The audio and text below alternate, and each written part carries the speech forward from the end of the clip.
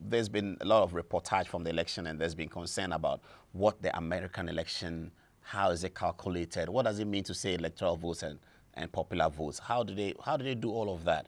So we want to try and explain that on TV tonight, and we're going to use some analogies and some graphs to help all of us to understand exactly what it is. So America has 50 states, also sometimes 51. And each state is allocated a certain, what they call the electoral votes. And basically, it is agreed upon or it's arrived at by reason of population in the particular state. And so that could change over a very long time, 20 years, 50 years, it could change. But fundamentally, it hasn't changed significantly for a very long time. Each state is allocated a certain electoral votes. And when you win the results in that state, you get all the electoral votes. I'm still confusing you, I'm sure. So let's go to the maps, and then we can understand it very clearly.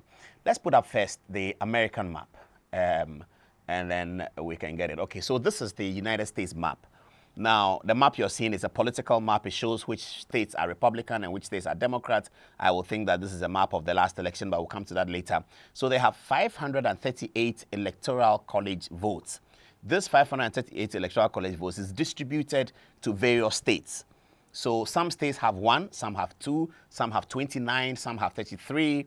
And to win the American election as the president of America, you must get more than half of those electoral votes allocated to states. So if you win a particular state, all the electoral votes is allocated to you. And so they start calculating that way. And if you get to 270, you are deemed to have been elected as president of the United States of America. America does that because they have a peculiar history. They have a history of many nations coming together to form what they call the United States of America. And so when they were electing presidents, they wanted to have a president who has a spread across America, who is getting votes from everywhere in America, so that you cannot win just 4 or 5 states out of the 50 states, win 10 because they are densely populated with the popular votes, and then you become an American president. No, the Americans didn't want that. They wanted a president who has enough, but they also recognized that some states are more than others. And so they also allocated to those states who are bigger a certain larger electoral college votes so that they will have a bigger say in who becomes American president. Maybe you're still confused, but it's getting better. Let's go to the Ghana map and let's do the analogy, and then you can get it clearer. It will get much better here at 9:29 live on Good Evening Ghana. Let's have a look at the Ghana one. Yes. So this is the Ghana map. So let's assume that we are using the American political system. As you can see, the Ghana map is divided. We've put it up in the number of constituencies in each region. That will be the electoral votes. So you have 33 constituencies, I believe, in the eastern region showing yellow. You have 47, Ashanti being the highest. You have western region 10 showing black. You have Bono-Ahafo region showing 29 seats. That's 29 parliamentary seats out of the 275. So if Ghana were America, we will have 275 electoral votes.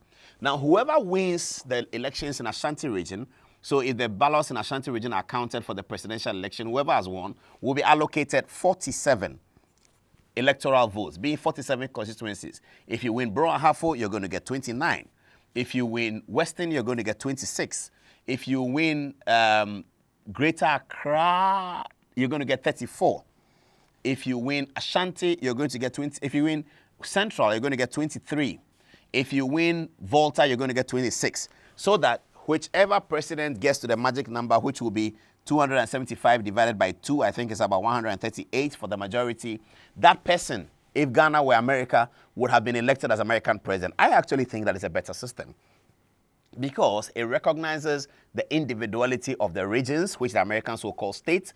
And a president cannot just win in 1, 2, or 3 regions and become president of Ghana, because you will need 138 electoral votes. So you need to pick up Ashanti, one of the biggest, Greater Accra, another very huge one, Eastern, Western is the next big one with Volta, Bono-Ahafo, and the northern region. So you really have to pick up seats, pick up votes in those regions. and you have to win one or two of the big regions. So if you're not winning Northern region, you have to be winning Ashanti region. If you're not winning Ashanti region, you have to be winning Eastern and Brown-Ahafo. So in the circumstance that we have in Ghana, somebody will take 47 in Ashanti, another person will definitely take 26 in the Volta region. But they will have to struggle for the rest, all those swing states. They in reality, is really similar to America, but America does the electoral vote system. So if you get confused about American electoral votes, this is how you can understand it. Look at it as Ghana in regions. They call it states. We call it regions. Every region has a number of constituencies allocated to it, as you can see on the TV. Every state has a certain number of constituencies allocated to it. So the American election becomes interesting because a state like Florida has 29. A state like California has 55. So California, if you win, is a big win. Some states become more important than others because Nevada has 6 only. And then Pennsylvania has, I think, 18. Ohio has about 22. So this was the analysis that you were hearing, which was confusing you on Tuesday night. Has he won Ohio? Has he won Pennsylvania? Has he won Florida? If he wins Florida, then it's a done deal for him. That's how they do it. So if we're doing that in Ghana, we'll be sitting around our TV sets on 9th or 7th December and find out who has won Brown-Ahafo region. He has 29. We have 138 to go. So if somebody has 132 and then he's able to pick up the central region plus 23, we know that he's won the election. And so the states become important. And then we have blue states and red states in Ghana. We have strongholds of NDC, strongholds of MPP, and there are swing states as it is in America. So if you want to be president in Ghana, you must have your stronghold covered, and you have to be able to pick up one of the swing states, Western region, Central region, Bono-Ahafo region, and Northern region has 32, Upper East, Upper West. They are not that big. They have 11 and 15 each. But in terms of the electoral map, they will make sense. So this is how you can understand the American election. Look at the Ghana map. Look at the number of constituencies assigned to a region. That's what they call electoral votes assigned to a state. So let's move on. I think it's getting better now, hopefully. So let's look at the American political map as it was before the election of last Tuesday. They will normally color it in red and blue, indicating who has what. So they have a red state and a blue state, a red state to represent the Republican and a blue state to represent the Democrats. If we can see that quickly, and then we can go on to look at the Ghana map. We've also designed the Ghana map as it would have been at the end of election 2008 in terms of who is winning, and as it would have been at the end of election 2012. Let's see what map they have. It's now 32 minutes past 9 o'clock. That means 28 minutes to the top of the hour. It's Good Evening Ghana, and it's live. I guess that you are following the discussion and you are understanding it. So this is the 2012 map, I believe. So this is how Americans went into Tuesday's election. This is how the map was divided. At the end of the last election, of the 50 states, those painted red represented the Republican, 206 delegates they got. Those painted blue represented the Democrats and Barack Obama, 332. You can see that it looks like the red may be more, but some states carry heavier electoral votes. So you can see the electoral votes written in there, 9. You can see Florida, 29. Pennsylvania, 20. Virginia is 13. Georgia is 16. You can see all of that. So this is how the American map looked like before they went to the election. So the analysis was that if Donald Trump should win the election, he would have to change the color of some of those states. And that's what Donald Trump said. He's going to rewrite the map. And that's what the media is telling us, that he actually did rewrote the map. So he's going to change Florida, for instance, from red to blue. He's going to change another state, Ohio, from red to blue, and from blue to red.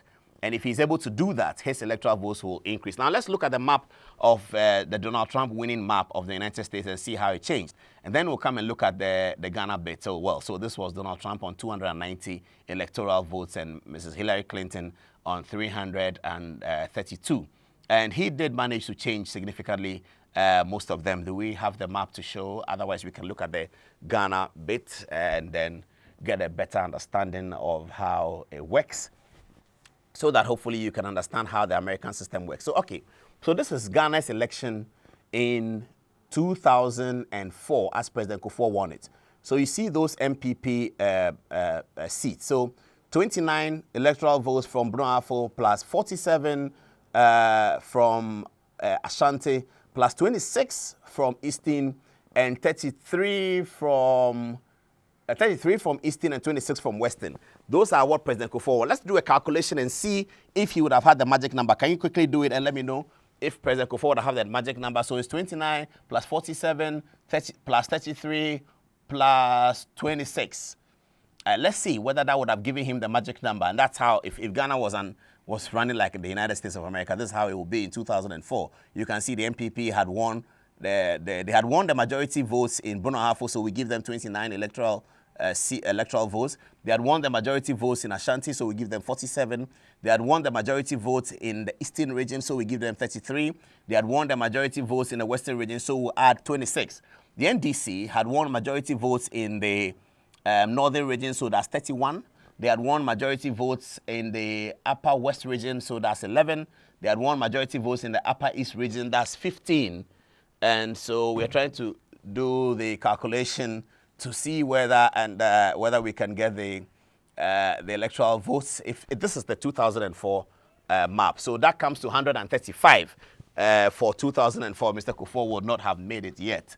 If Ghana was America, His Excellency would not have made it. The magic number is 138, which is half of 275, and so he wouldn't have made it. He would have needed, so we had what, 135.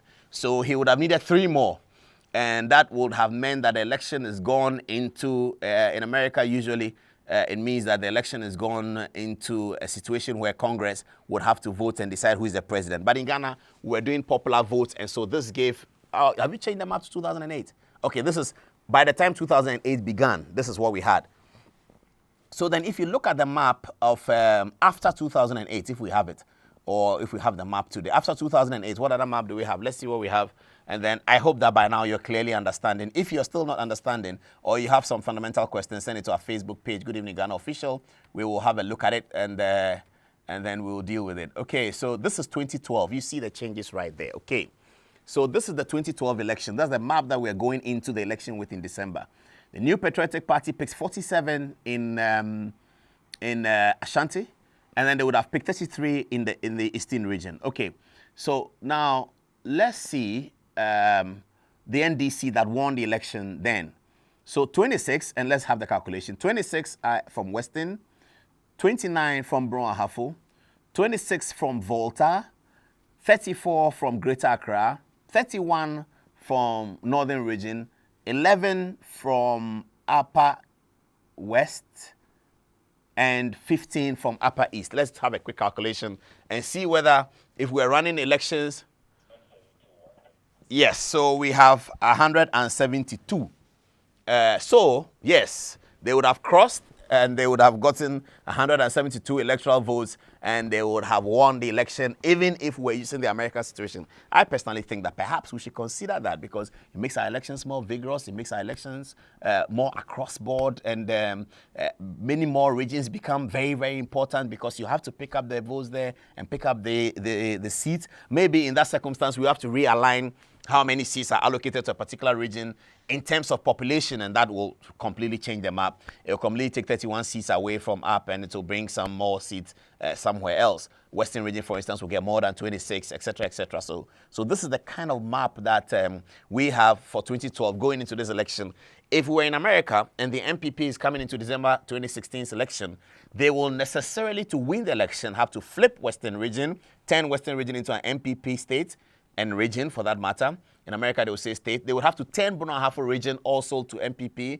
They will have to turn Eastern, they will have to turn Greater Accra region also to MPP to change the outcome of the election away from 2012. That's what they said about Donald Trump, that he needs to flip some states. He needs to win the elections in those states, which his predecessor did not win, to be able to win the 270 electoral vote. Thankfully, Mr. Trump came up with as much as 290, and he completely changed the map. So this is how you can understand the American election of electoral votes and popular votes. Now let's try and understand why somebody will win the electoral votes and doesn't win the popular votes. I think it's becoming obvious to you now. So if you win the election in Ashanti region, for instance, by just 10 votes, in America, you still get allocated those 47 seats that you're seeing on the screen. You still get it, 47 electoral votes, even if you win by 1.